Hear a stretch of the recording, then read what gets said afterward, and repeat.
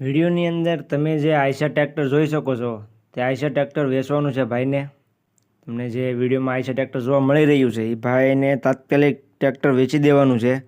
તો ખેડૂત ભાઈ વિડીયોમાં છેલ્લે સુધી બન્યા રહેજો જેથી ટ્રેક્ટરની પૂરેપૂરી માહિતી તમને મળી જાય. ટ્રેક્ટર જોવા ક્યાં મળશે, કિંમત શું રાખેલી છે, ભાઈનો કોન્ટેક્ટ નંબર તમે કઈ રીતનો મેળવશો તે બધી વાત આપણે વિડીયોમાં આગળ કરીશું. તો વિડીયોમાં છેલ્લે સુધી બન્યા રહેજો. આપણે આઈશર ટ્રેક્ટરની વાત કરીએ તો તમે કન્ડિશન તો વિડીયોમાં જોઈ શકો છો. શોરૂમ કન્ડિશનમાં ટ્રેક્ટર છે. સાવ ઓછું ચાલેલું શોરૂમ કન્ડિશનમાં ટ્રેક્ટર જોવા મળશે તમને. 1206 કલાક ચાલેલું ટ્રેક્ટર છે. તમે વિડીયોની અંદર કન્ડિશન જોઈ શકો છો. આખું કંપની પીસ કંપની કન્ડિશનમાં જોવા મળશે.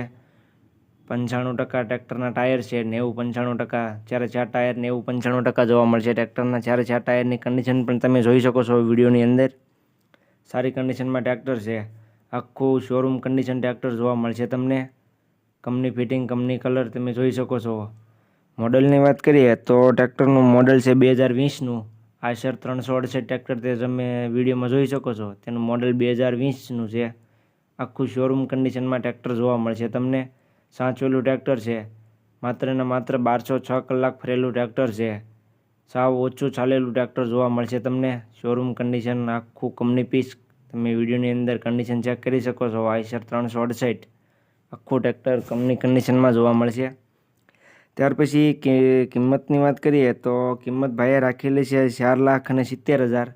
કિંમત ખેડૂત ભાઈઓ અંદાજિત રાખેલી છે.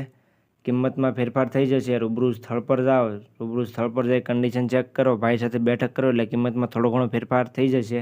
એટલે કિંમત ભાઈએ અંદાજિત રાખેલી છે.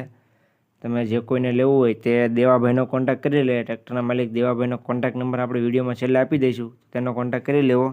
જોવા ક્યાં મળે તેની વાત કરું તો જૂનાગઢ જિલ્લામાં દેવાભાઈ પાસે ટ્રેક્ટર જોવા મળશે. આઈશર તમને જૂનાગઢ જિલ્લામાં દેવાભાઈ પાસે જોવા મળશે.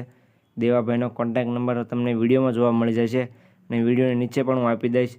એટલે જે કોઈ ખેડૂત ભાઈને આઈશર ટ્રેક્ટર લેવું હોય દેવાભાઈનો કોન્ટેક્ટ કરી રૂબરૂ સ્થળ પર જઈ રૂબરૂ કન્ડિશન ચેક કરી ટેસ્ટ ડ્રાઈવ લઈ ત્યાર પછી ટ્રેક્ટર ખરીદી શકે છે.